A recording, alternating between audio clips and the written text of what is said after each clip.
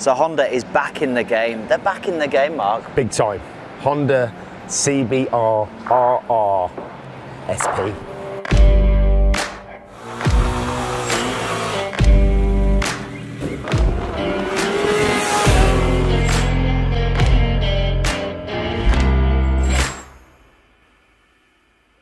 So we were going to get Jonathan Ross in for this review. Yeah, can you imagine? But I found out how many R's were involved in this, and I didn't think it would go down that well on camera. But yes, so it's Honda's CBR1000rr Fireblade. We're back in the game. It's like a game of countdown, this, isn't it? Can I have a consonant, please, Carol? This official CBR1000rr SP. How many different words can you make out of all of that? Well, what a bike, isn't it? And you know, it's so funny on that naming front. I mean, actually, you know, at Knox we've got, you know, products that need named and stuff, and we've got the Urban Pro at the moment. Imagine next year we're going to call it like the Urban Pro Race, Urban Pro, I don't know, whatever. Well, yeah, what happens? They ran out of steam with that one, but yes, it probably justifies it because the CBR is massively iconic. Sports bike. It's the one that changed the market back in the 90s. They're the pioneers of super bikes, right? Yes. Sport bikes. You know, that you go back, yeah, like you say, you go back to the 90s. The Fireblade was the bike, right? Was the bike. And I think it's fair to say, in the following years, certainly kind of in the last maybe 5, maybe 10, they've just been a little bit superseded, haven't they? As soon as BMW launched their S1000rr in 2010. So we are going back 9-10 years. They just moved the game forward, didn't they? Yeah. And again, what's quite interesting is what they've done in terms of how they've launched this bike, getting Marquez involved. And you quite rightly were talking about how the performance on track with MotoGP hasn't necessarily translated in terms of what you can go out into your showroom and purchase and ride on the road. Well, I think there's been a bit of a disparity or a bit of a disconnect, and I'm sure some of the guys at Honda and the dealerships would have been frustrated at that, because on the one hand you've got this massive marketing machine of the MotoGP and the fact that they're winning everything, and Marquez is like, you know, dominating. It's just totally dominating, and then what you can actually purchase on the road, which is the Fireblade, is sort of like behind the pack. Actually, it's probably fallen out of into obscurity, really. You know, it can't win any of the tests because it's not powerful enough. Doesn't have the electronics. Actually, in the real world, it's probably a bloody good bike. And to be honest, but this is last year's one. I considered purchasing one last year because they always look great, and because the dealers can't shift them, there's a whacking finance or great finance available on it, and it'll still be a great. You know, it just didn't have the electronics. I'm not personally massive on electronics, just because. Anyway, that's where I sort of come from. But this new one, you know, talk about, it is bringing all of that prowess from MotoGP back into a bike that is going to be an absolute stonker and probably a class leader, to be fair. The reality is, these super bikes for all the manufacturers, Yamaha, Ducati, BMW, Kawasaki, and Honda, are halo products, aren't they? And it is a kind of top trumps battle. If you come to war, you better bring your heaviest hardware. And you're quite right. Unfortunately for Honda, they've just been that half step behind, haven't they? Until now. To be honest, the spec sheet on this thing is. It's massive. Yeah. I mean, what we're talking, 216 horsepower. Well, the figures have been banded around, anything between 214, 217 horsepower. I mean, we've obviously done quite a few videos on the super hyper nakeds. These are even more powerful. I mean, they're just... It's insane. Yeah, but I think, you know, the significant difference between that market and this is the way that they're kind of positioning this bike is it's very track focused. Yes. And that's reflected again in kind of how many different things you've got on it. IMU, wheelie control, multiple traction control modes, and the amount of engineering and changes that have gone into the engine. So a lot of the inspiration around this is from the RC213V, which is effectively the GP bike, and it also gets raced at the Isle of Man TT. You're talking titanium everything, aluminium everything. The list just goes on and on and on with this bike. You know, electronics with the SP bike, which is the one we're looking at. Electronic suspension. It's got improved ride-by-wire, new TFT. I mean, it's a brute. I mean, although the exhaust looks like the standard Honda can, it was developed in conjunction with Akrapovic. And I mean, we haven't even talked about the styling. I mean, the styling on this bike, in my opinion, because obviously styling is subjective. Yeah, but very much.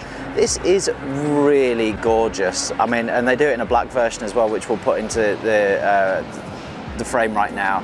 But the all black, I'm an all black fan. My bike is all black. Yeah.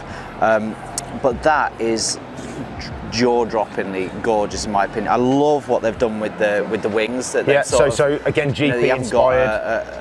A separate flappy wing, you know, you've got something built into the... It probably does fly. I mean, maybe if they made them slightly bigger, you could just take off with this, couldn't you? But I mean... I think give it too much that happy handle, you probably will. Well, I mean, I dread to think. Again, we haven't talked about, you know, the curb weight, wet, ready, curb weight, effectively 200 kilos. Yeah, super competitive with that. So you're talking about bikes that are doing 1,000 horsepower per ton. Yeah. That is... And they're stuck to the road with like the tiniest bit of rubber. Yeah. And there better be good rubber on it. So there's the Super Corsas Pirelli. Yeah. You know, that's the top of the. Well, look, that's as close to a track tyre for the road as you can get, right? Yeah. So you know they're going to be super sticky. The section on it is absolutely massive. Yeah. But and you've got great brakes as well. So the SP is fitted with Brembo Stylemas, which we've talked about that brake. Actually, quite a lot of the top bikes that are coming out are fitted with that caliper, and that's been orientated and peppered with holes to make it lighter, to induce more air. Massive amount of power available on that. Absolutely. On that braking system, and yes, again, frankly, you're going to need it. You are. I love the exhaust. Actually, I love the look of the exhaust.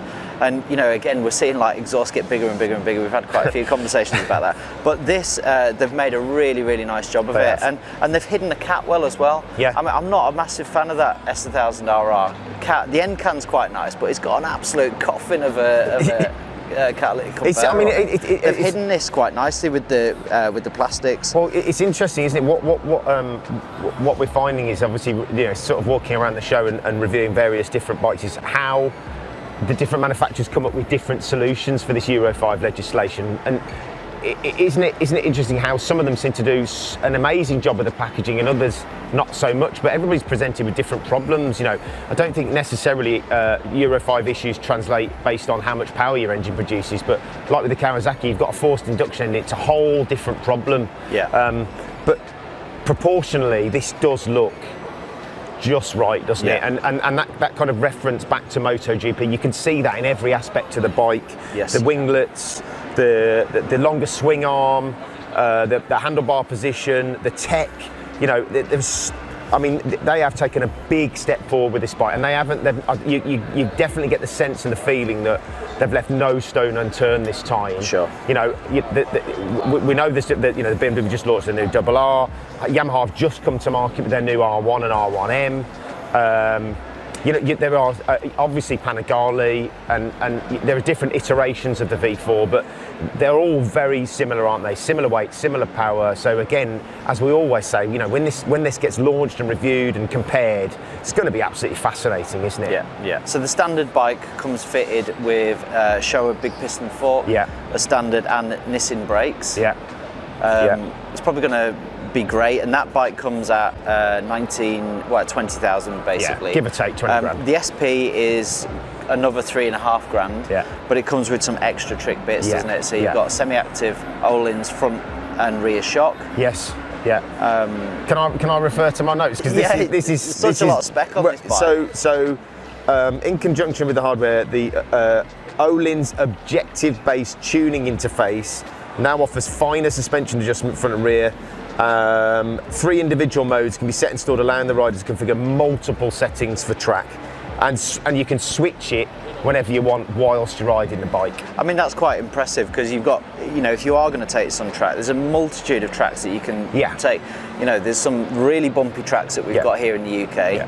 You know, bone shakers, and then you're going to take it out to somewhere like Jerez or something, long sweepers. You know, there's some different setups needed for that, and also for weather conditions, right? Yeah, exactly. So if you go out and it's you know, it's damp or it's bone dry, you are going to want to, you know, you're going to want some more compliance in your bike. So, I mean, you know, this is the thing with this bike, isn't it? Yes, I'm sure on the road it's a very impressive bike, but you know, I mean, and again, without going over old ground here, it's got way too much performance for the road, in all honesty. You know, 217 horsepower, 200 wet. You know, the only way you're ever going to be able to extract anything like the full potential of this bike is on track. Yeah. And they're not making any secret of that, are they? I don't think. So that's been our first look at the CBR 1000 from Honda, a real game-changing bike. Please like, please comment, please subscribe to the channel too, and we'll see you next time.